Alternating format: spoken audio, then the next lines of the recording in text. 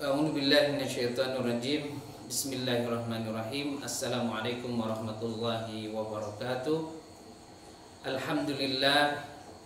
Alhamdulillah al-qail fi kitabihil karim. A'udzu billahi minasyaitonir rajim. Wala nabluwannakum bisyai'in minal khaufi wal ju'i wa naqsin minal amwali wal anfusi wath thamarat wa basyyiris sabirin. Asyhadu an la ilaha illallah wa asyhadu anna Muhammadan abduhu wa rasuluh. Allahumma salli wa sallim ala habibina wa syafi'ina wa maulana Muhammad sallallahu alaihi wasallam wa ala alihi wa ashabihi wa man tabi'ahu bi ihsanin ila yaumiddin.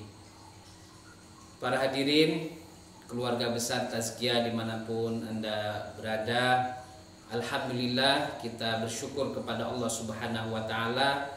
Pada malam hari ini kita kembali bisa bertemu untuk tafaqquh fiddin, memperdalam ilmu agama yang mudah-mudahan dengan kita belajar ini mendekatkan diri kita kepada Allah Subhanahu wa taala. Para hadirin, seperti yang sudah disampaikan sebelumnya bahwa insya Allah kita akan membahas satu kitab yang sangat penting sekali, terutama sebagai pegangan kita pada masa atau pada peristiwa yang sedang kita hadapi ini, yaitu mewabahnya virus COVID-19, yang tentu ini bukan keinginan kita, tapi inilah yang terjadi, inilah peristiwa yang sedang kita hadapi. Yang terpenting adalah bagaimana kita bijaksana dalam menyikapi peristiwa yang terjadi pada diri kita. Karena Allah Subhanahu wa taala ketika memberikan sesuatu kepada kita, kita dihadapkan pada suatu peristiwa, sebenarnya Allah Subhanahu wa taala ingin melihat bagaimana sikap kita terhadap peristiwa tersebut.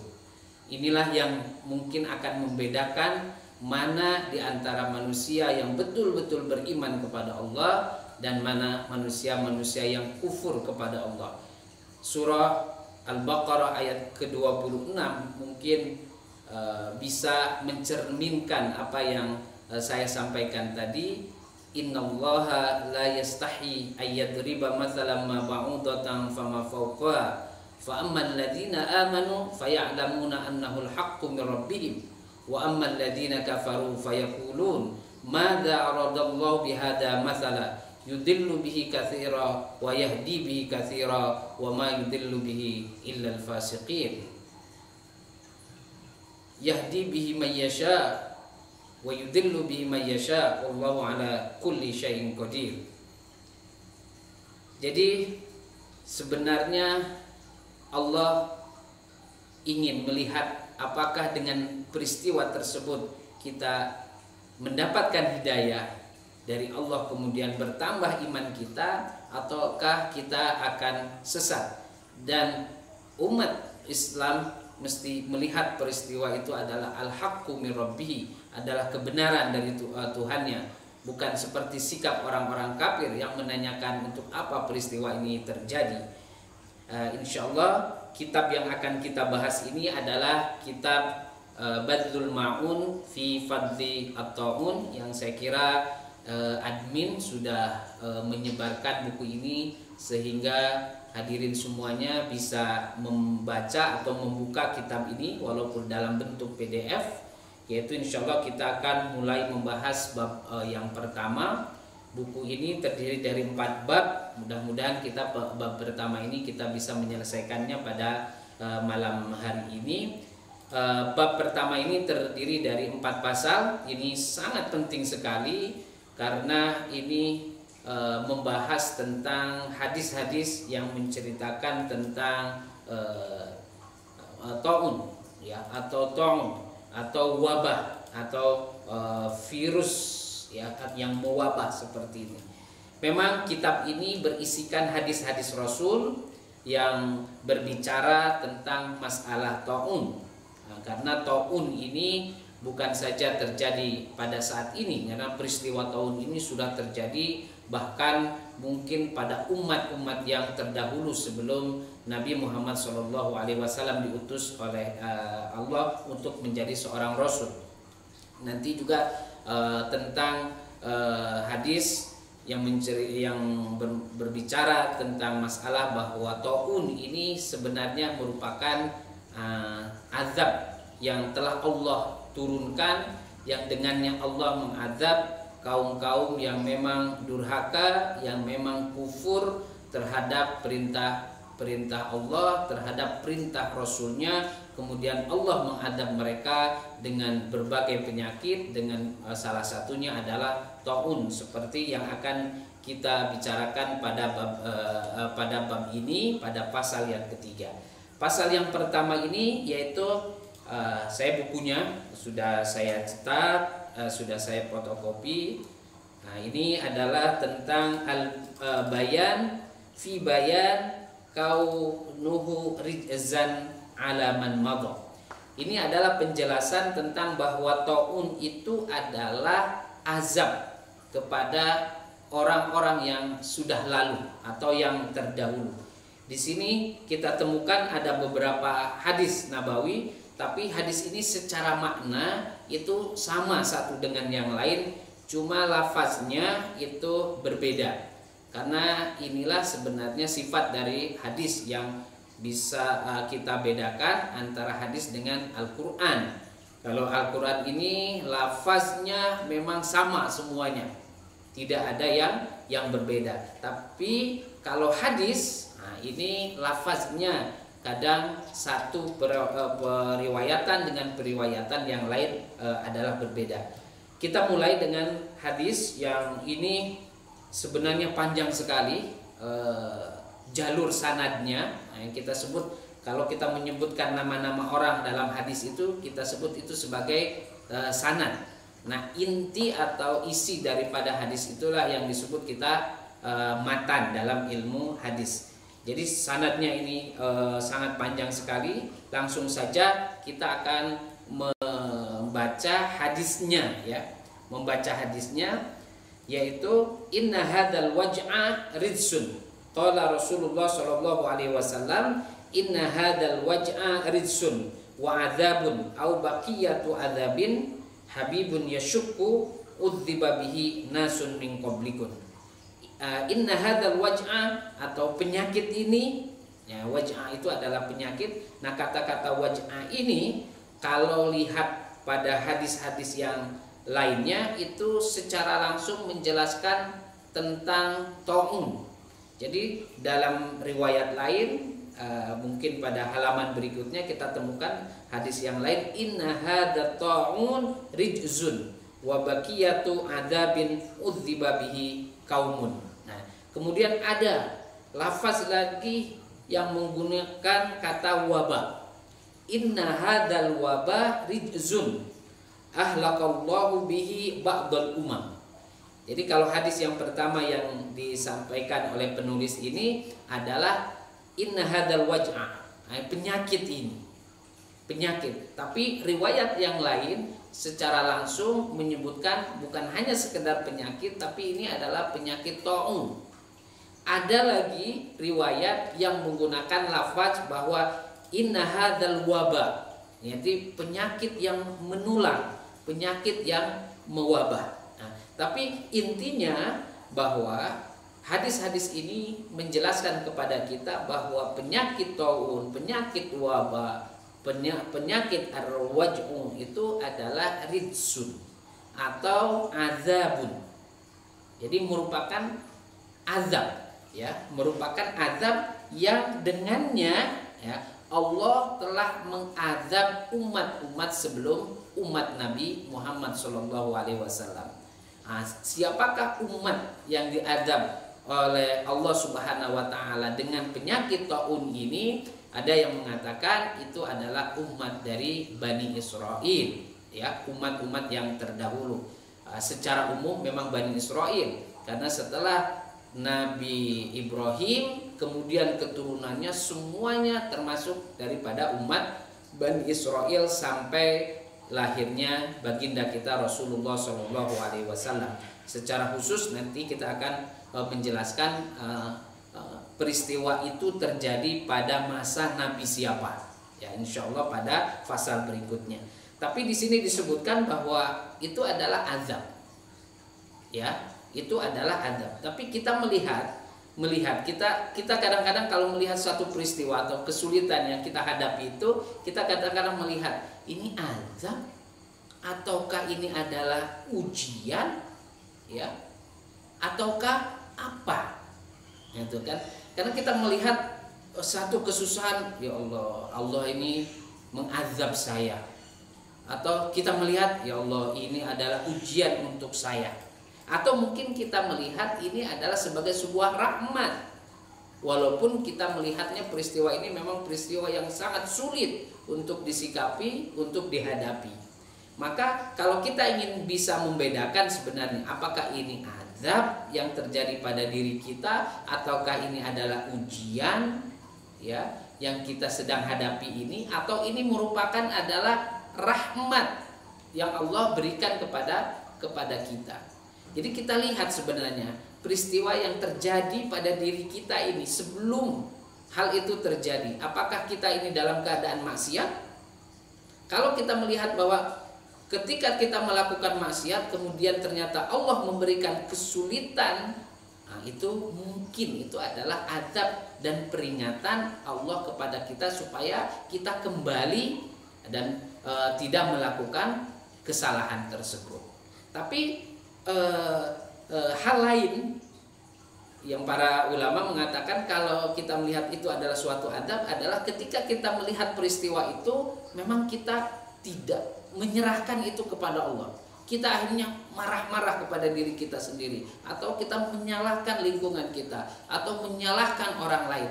Kalau kita menyikapi hal peristiwa itu seperti itu, nah mungkin itulah yang disebut dengan adab. Tapi kalau kita dalam keadaan tenang, kita dalam keadaan beriman, kita tidak dalam kemaksiatan, kita tidak melakukan satu maksiat, tapi kita dihadapkan oleh sesuatu yang memang sangat sulit sekali.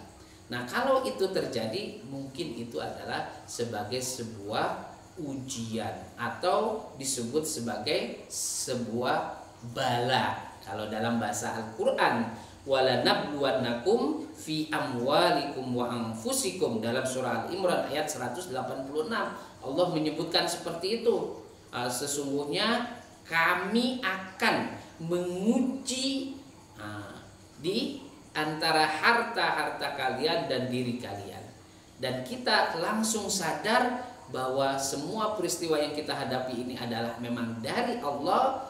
Semakin menguatkan diri kita, mendekatkan diri kita kepada Allah, mungkin itu adalah bentuk daripada ujian. Nah, ketika kita menyadari itu adalah ujian, itu juga berasal memang ketetapan Allah, itu mungkin itu, dan kita menerimanya juga dengan ikhlas, itu akan menjadi suatu rahmat, kebaikan untuk kita, kebaikan untuk keimanan kita, menjadikan kita lebih dewasa dalam bersikap dan sebagainya. Tapi yang dimaksud dalam hadis ini bahwa memang penyakit taun atau wajah atau wabah ini adalah memang sebuah adab yang Allah berikan kepada umat-umat sebelum umat Nabi Muhammad. Dalam hal ini matan daripada hadis ini azabun atau baqiyatu azab. Jadi sebagian daripada azab yang dulu pernah Allah turunkan kepada umat manusia, yang sekarang ini ternyata sisa-sisa dari azab itu masih ada di muka bumi ini.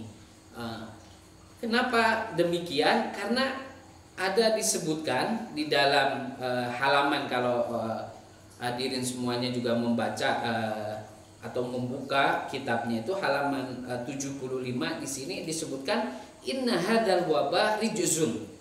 Sesungguhnya wabah ini adalah rijzun atau adab, ya kesengsaraan di sini.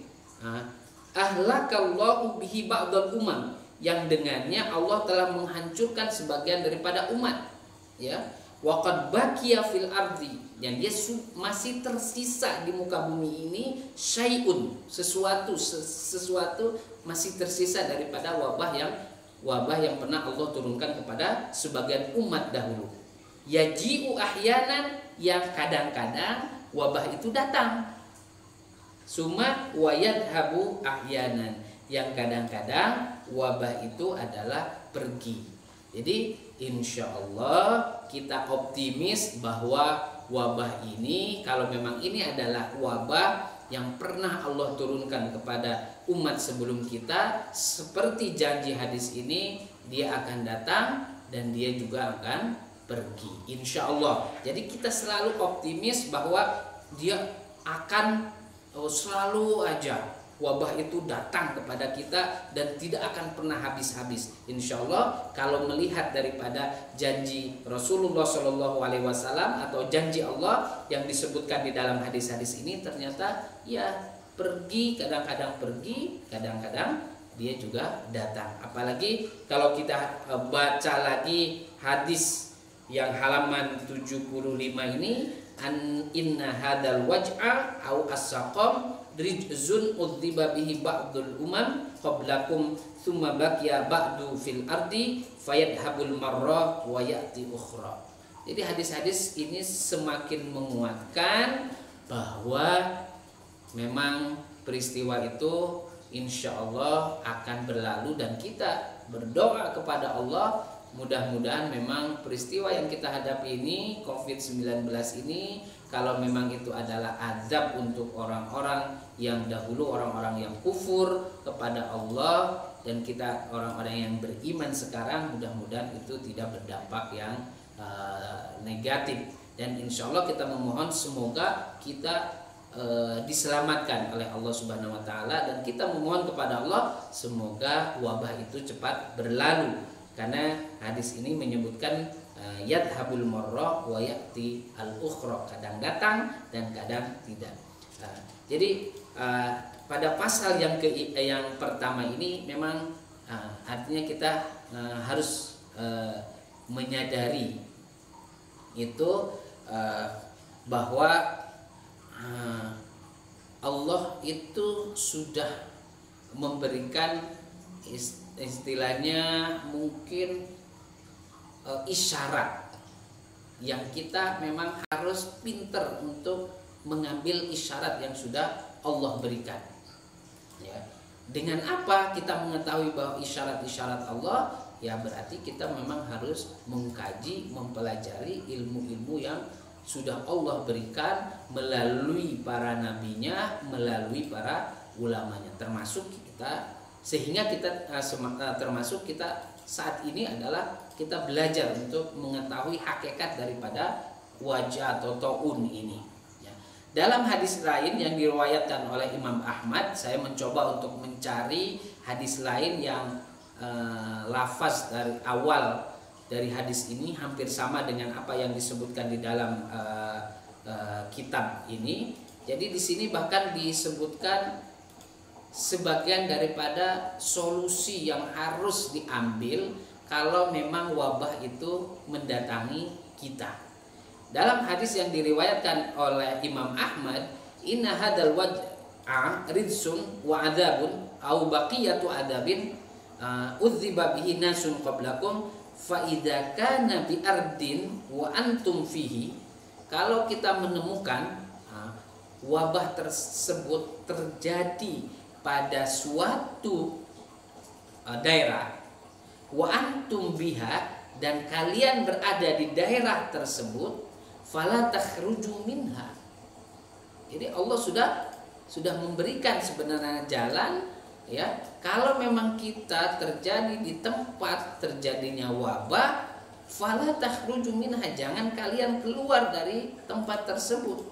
Wa idza sami'tum bihi fi ardin, dan apabila kalian mendengar bahwa wabah itu sudah menyebar di suatu daerah, fala tadkhuluha, maka jangan kita itu untuk masuk kepada daerah yang memang sudah terjangkit daripada wabah tersebut. Ya, karena sekarang ini banyak sekali kita temukan, terutama di grup-grup WhatsApp ini, kenapa kita mesti takut? Karena kalau memang itu adalah sudah takdir kita mati dengan wabah itu, yaitu sudah takdir Allah. Ya, jadi tidak memperhitungkan saya masuk ke yang daerah yang ada wabahnya ataupun tidak, seperti itu. Itu kadang-kadang ya, itu adalah sebagai sebuah sikap sebenarnya yang tidak paham apa yang telah diajarkan oleh Allah melalui Rasul dan para ulama. Sebenarnya Allah sudah memberikan ilmu kepada kita semuanya ini, bagaimana kita menyikapi setiap peristiwa itu. Dalam riwayat Muslim, dalam riwayat Muslim juga bahkan lebih menyebutkan juga bahwa faman sami'a bihi bi ardin fala yaqdamanna alaihi wa man waqa'a bi ardin wa huwa biha fala yukhrijannahu al-firar minhu. Jadi kalau misalnya kita memang sudah berada di tempat terjadinya wabah, ya kita tidak diperbolehkan untuk keluar daripada daerah tersebut. Kenapa? Karena ditakutkan kalau kita keluar mungkin akan memperparah atau memperluas daripada edaran wabah tersebut, apalagi kalau memang wabah tersebut memang bisa menyebar, yaitu melalui daripada diri kita. Maka hadis atau Rasulullah SAW meminta kepada umatnya untuk bersikap bijaksana, jangan egois, jangan mementingkan diri sendiri, sehingga yang menjadi pertimbangan kita adalah apa yang sudah disampaikan oleh Rasulullah SAW tentang masalah ini.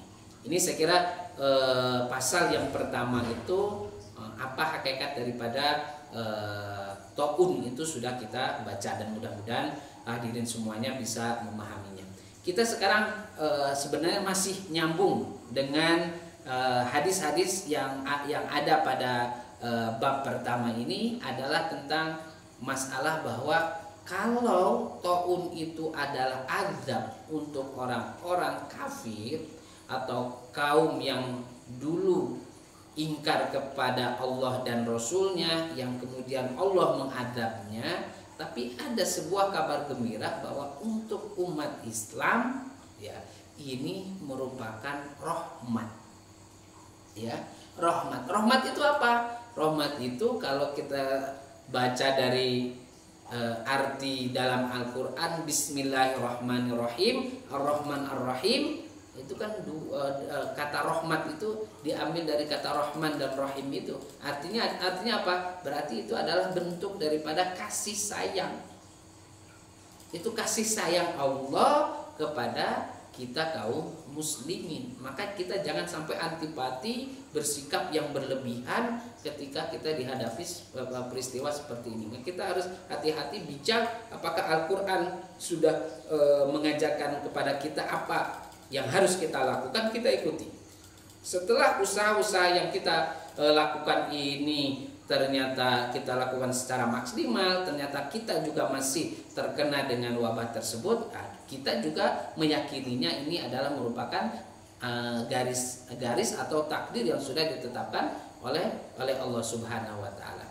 Jadi dalam pasal yang kedua ini, ya, dalam pasal yang kedua ini ada sebuah hadis. Memang mungkin hadis ini termasuk hadis yang sekarang ini sering kita temukan di dalam grup WhatsApp ini, ya. Ini merupakan hadis sahih juga yang diriwayatkan dari Abu Usaid Maula Rasulullah sallallahu alaihi wasallam, an Rasulillah sallallahu alaihi wasallam qala atani Jibril alaihi salam bil huma wa ta'un fa amsaktul huma bil Madinah wa arsaltu ta'un ila Syam. Saya baca, ya. Wa ta'un syahadatun li ummati wa rahmatun lahum wa ridsun alal kafir atau alal kafirin.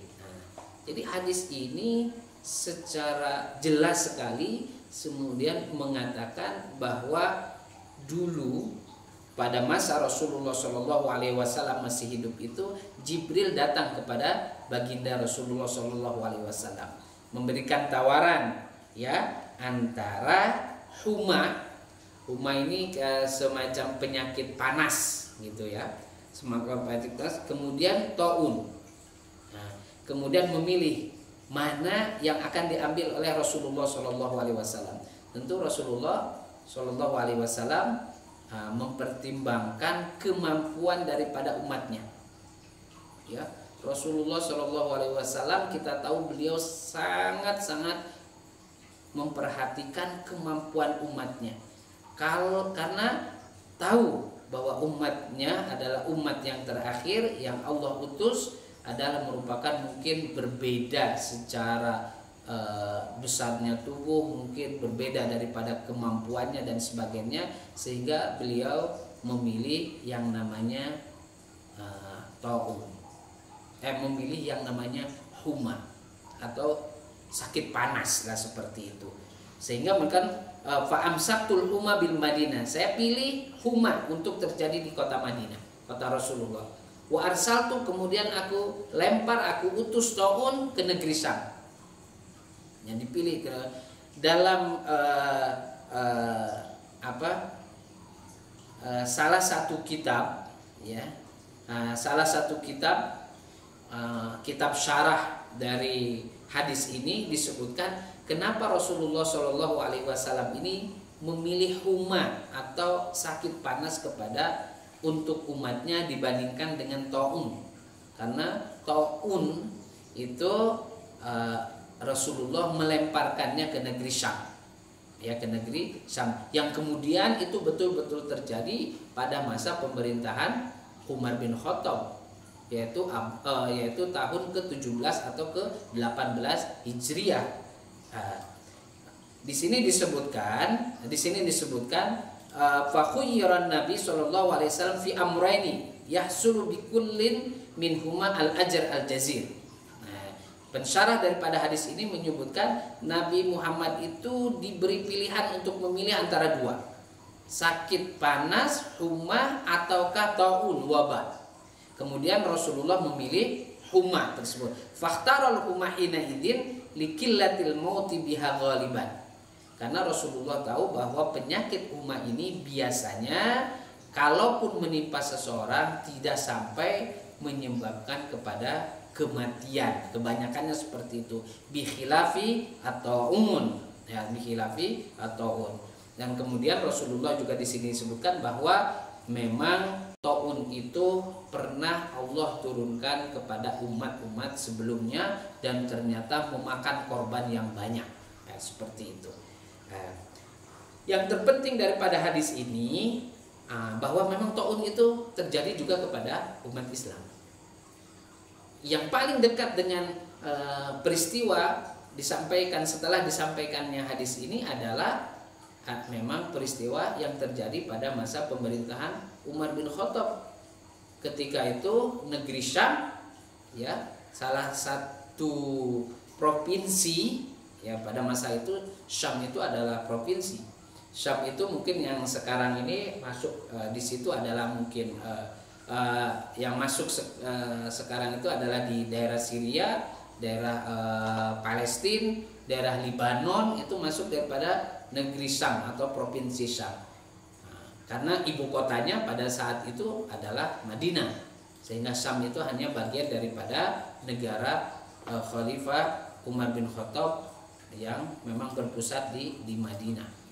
Dan doa Rasulullah memang mengirim ta'un itu adalah ke negeri Syam. Tapi yang penting daripada hadis ini adalah sebuah kabar gembira bahwa apapun yang terjadi itu merupakan ladang amal dan pahala untuk kita sebagai umat Islam. Di sini disebutkan wa ta'un syahadatun li ummati. Ta'un itu adalah sebagai, kalau itu terjadi dan sampai kepada kematian, itu dikatakan dia adalah mati syahid, atau dia akan menerima pahala seperti orang yang mati syahid. Ya, jadi mati syahid itu tidak identik dengan kematian karena peperangan atau karena jihad peperangan seperti itu. Tetapi mati syahid juga sebenarnya banyak.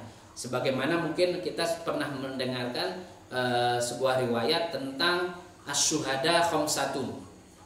Nah, mungkin lah di antara kita pernah mendengar bahwa mati syahid atau pahala syahid itu bukan hanya pahala orang yang berperang, gitu. Di sini di dalam sebuah hadis disebutkan asyuhada'u khamsatun, ya. Al-mat'un salah satunya dalam hadis tersebut. Mat'un itu kan orang yang terkena dengan taun atau yang terkena dengan wabah atau yang terkena dengan penyakit yang menular, al-mat'un. Kedua adalah al-mabtun, orang yang memang terkena sakit di daerah bagian perutnya. Juga al-gharik, orang yang tenggelam. Dan yang keempat adalah sahibul hadmi.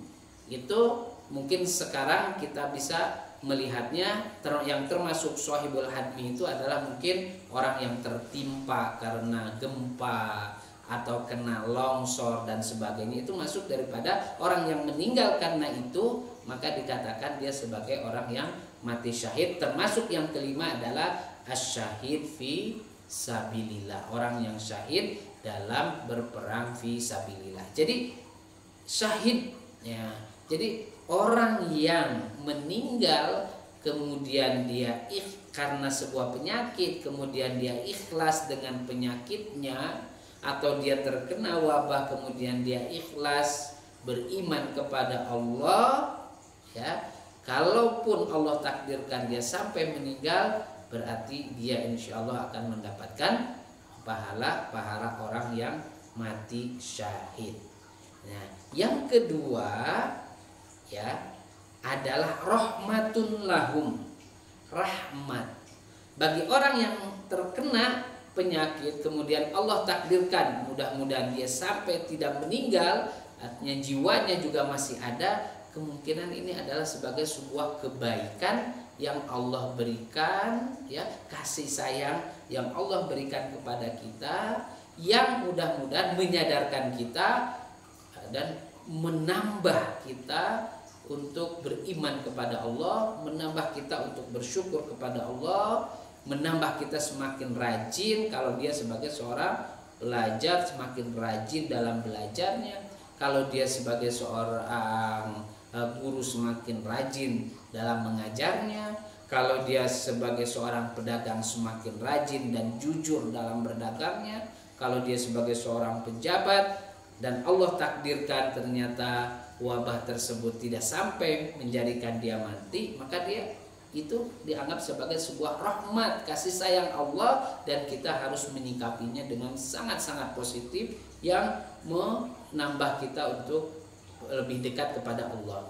Kemudian di akhir hadis ini waridsun alal kafirin, nah, sama sebenarnya seperti pada hadis yang kita baca pada pasal yang pertama itu, bahwa taun itu juga adalah ridsun. Memang kalau untuk orang kafir dia adalah ridsun atau azab, ya.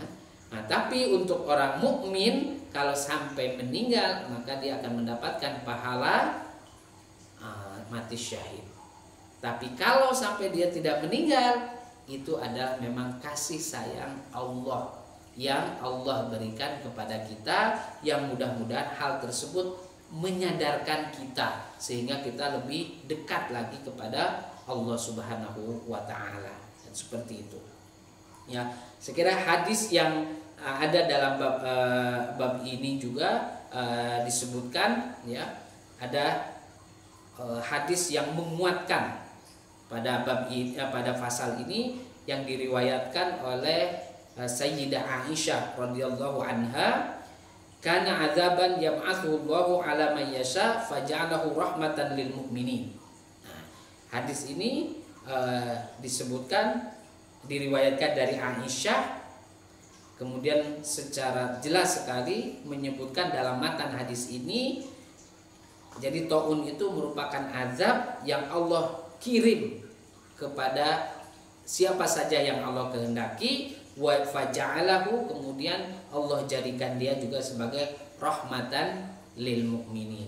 Dalam hadis yang lain juga, ini hadis yang menguatkan yang diriwayatkan oleh Aisyah juga, di sini disebutkan dari akhrajahu Ibnu Abi Dunya, saya baca, min tariqi Anas bin Malik radhiyallahu anhu annahu dakhala ala Aisyah. Jadi Anas itu masuk ke, artinya menemui Aisyah, wa huwa wa rajulun akhar. Jadi Anas bin Malik datang bersama laki-laki yang lain. Faqala laha dzalikar rajul. Kemudian laki-laki yang bersama Anas ini bertanya kepada Ummul Mukminin Aisyah, "Ya Ummul Mukminin, haditsna aniz zalzalah." Jelaskan kepada kami tentang zalzalah. Zalzalah itu adalah goncangan atau gempa. Nah, itu kalau dalam Al-Qur'an idza zulzilatil ardu zilzalaha, itu lebih menunjukkan kepada hari kiamat. Karena memang akan terjadi guncangan yang sangat hebat. Yaitu atau kalau yang sekarang itu gempa zalzalah yang kecilnya adalah kan model gempa. Ya seperti itu.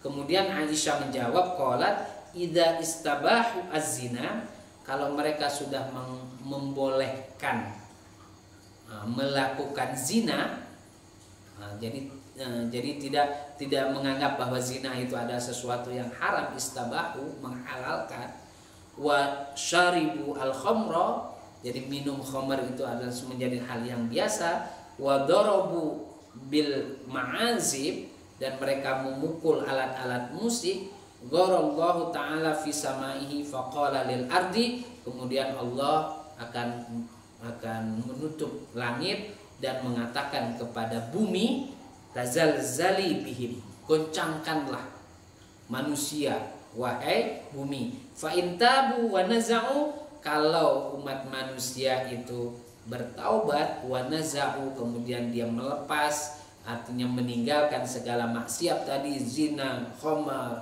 kemudian memukul alat-alat musik, wa illa, kalau memang mereka tidak mau bertaubat ya dan tidak mau beriman, hadamatha alaihim, kemudian bumi menghancurkan mereka itu. Qala ya ummul mukminin a'adzaban lahum, kemudian laki-laki itu terus bertanya, apakah kalau itu terjadi, apakah itu adalah sebagai sebuah azab? Laki-laki itu penasaran.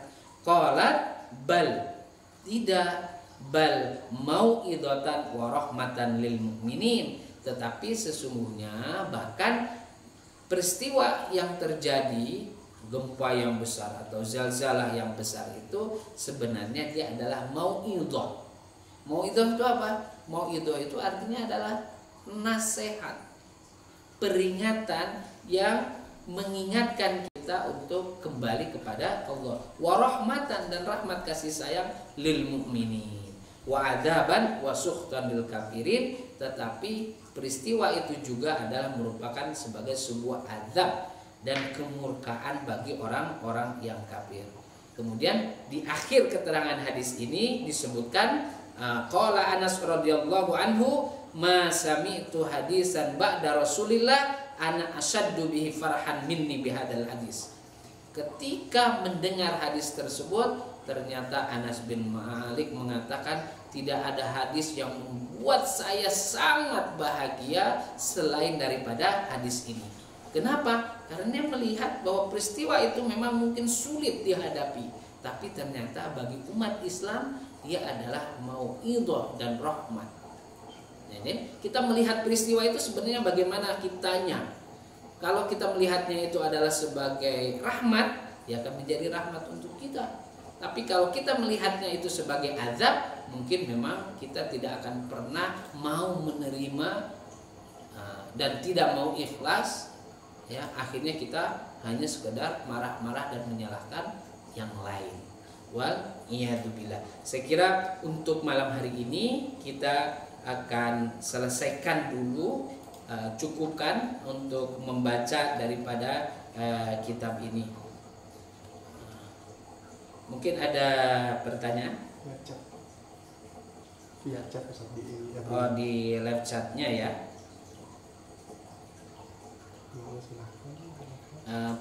Kami persilakan kalau memang ada pertanyaan yang ingin ditanyakan.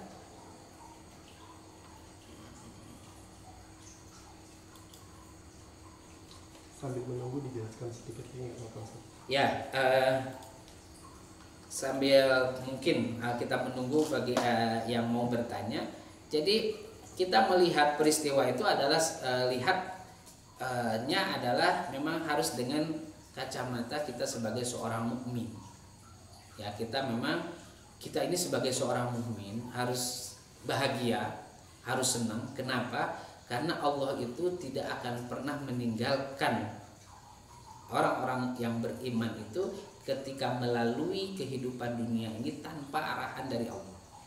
Nah, setiap apapun yang terjadi yang dihadapi oleh umat Islam ini, Allah memberikan solusinya.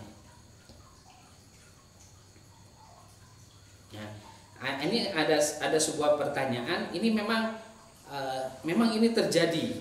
Katanya ada korban korban corona, kemudian ketika akan dimakamkan, pemakamannya atau tempat yang akan dimakamkan tersebut memang tidak diterima. Ini sebenarnya sikap yang sangat berlebihan, ya, seperti itu. Hal itu mungkin ya karena memang ketidaktahuan. Maka sebenarnya bagi siapa saja yang menjadi tokoh masyarakat di tempat tersebut harus bisa menenangkan hal tersebut. Harus bisa menenangkan hal tersebut. Jangan sampai orang yang sudah meninggal memang diindikasikan dia terkena atau memang dinyatakan dia terkena corona, jangan sampai dia juga memang ditolak untuk dikebumikan. Maka lebih baik sebenarnya secepatnya untuk dikebumikan. Tapi memang kita harus melalui prosedur yang sudah ditetapkan. Karena kalau artinya ini adalah peristiwa yang langka. Kalau jenazah yang terkena penyakit corona memang ada prosedurnya yang harus diikuti. Artinya keluarga mungkin tidak boleh terlalu banyak berkumpul, tidak boleh banyak, termasuk mungkin tidak dimandikan, ataupun kalau dimandikan ada oleh tenaga khusus, tidak sembarang orang. Karena kalau itu juga dilakukan memang akan memberikan kerugian kepada orang-orang lain seperti itu. Nah, tapi kalau sampai kita menolak jenazah yang sudah meninggal karena corona, saya kira itu adalah sikap yang tidak bijaksana, ya. Kalau ada juga sebuah pertanyaan, kalau misalnya virus corona itu dianggap sebagai tentara Allah, ya. Nah, tentara Allah itu, tentara itu ya salah satu daripada makhluk Allah. Jadi kita di dunia ini sebenarnya hanya ada dua, Khalik dan makhluk. Khalik hanya satu, adalah Allah. Selain Allah berarti dia adalah makhluk. Maka apapun selain Allah bisa saja itu akan makhluk tersebut merupakan alat yang Allah jadikan sebagai tentara-tentaranya. Ya. Tapi kalau kita anggap itu sebagai sebuah tentara, memang mungkin sesuatu yang menakutkan. Tapi itu adalah menjadi wasilah Allah untuk dikenakan kepada siapa saja. Ya, dikenakan kepada siapa saja. Saya kira mungkin riwayat tentang Raja Namrud, orang yang sangat sombong. Nah, ternyata kematiannya adalah dengan binatang yang sangat kecil. Dan itu juga mungkin yang Allah memang tetapkan binatang tersebut adalah sebagai tentara Allah yang membunuh kesombongan daripada Raja Namrud. Ya, kalaupun ini kita anggap sebagai sebuah tentara dengan tanda kutip, bukan tentara yang bersenjata, ini juga mungkin saja, ya, ini juga mungkin saja sebagai sebuah tentara Allah yang apa saja sebenarnya Allah bisa lakukan karena dia adalah makhluk Allah, makhluk Allah.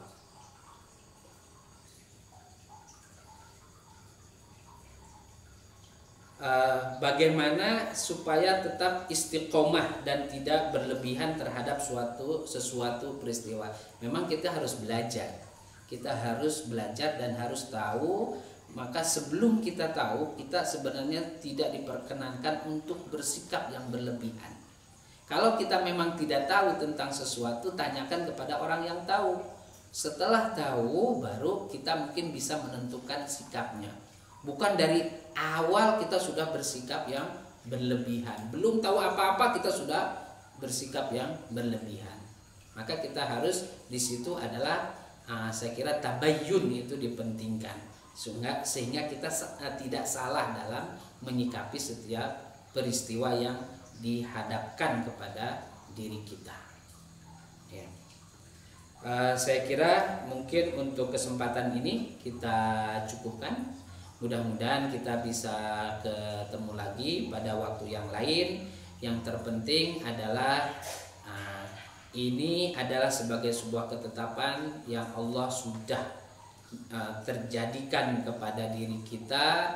Yang terpenting juga adalah bagaimana kita menyikapi peristiwa tersebut. Mudah-mudahan kita ini bersikap yang bijaksana dan kita melihat bahwa peristiwa ini adalah merupakan rahmat untuk kita sebagai seorang mukmin dan juga merupakan mauidhah sebagai alat untuk menasehati diri kita, sehingga di kemudian hari kalau ya Allah kita mudah-mudahan diselamatkan dari peristiwa corona ini, kita semakin bertambah keimanan kita semakin dekat kepada Allah, ibadahnya kita juga semakin dekat kepada Allah, semakin rajin, kemudian peran kekhalifahan kita juga di muka bumi ini juga semakin kuat.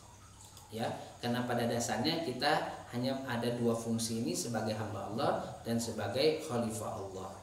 Mari kita tutup saya kira kajian kita pada malam ini dengan sama-sama berdoa. A'udzubillahi minasyaitonirrajim. Bismillahirrahmanirrahim. Alhamdulillahirabbil alamin, hamdan na'imin, hamdan syakirin, hamdan wafi ni'amahu wa kafi mazida. Ya Rabbana lakal hamdu kama yanbaghi li jalali wajhikal karim wa 'azimi sultanik.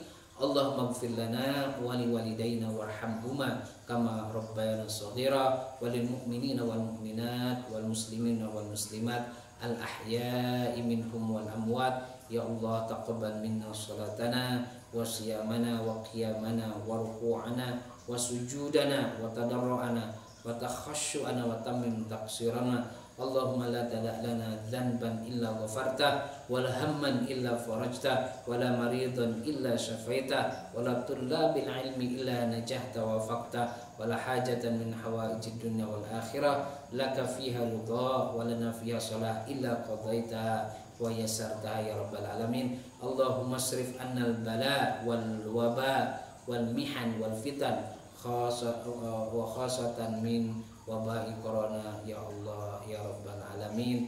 Allahumma inna na'udzubika minal hammi wal hazan wa na'udzubika minal ajzi wal kasal wa na'udzubika minal jubni wal bukhli wa na'udzubika min ghalabati ad-daini wa qahri rijal. Rabbana atina fid dunya hasanah wa fil akhirati hasanah wa qina adzabannar. Subhanaka rabbil izzati amma yasifun wa salamun alal mursalin walhamdulillahi rabbil alamin. Terima kasih dan mohon maaf atas segala kekurangannya. Wabillahi taufiq wal hidayah.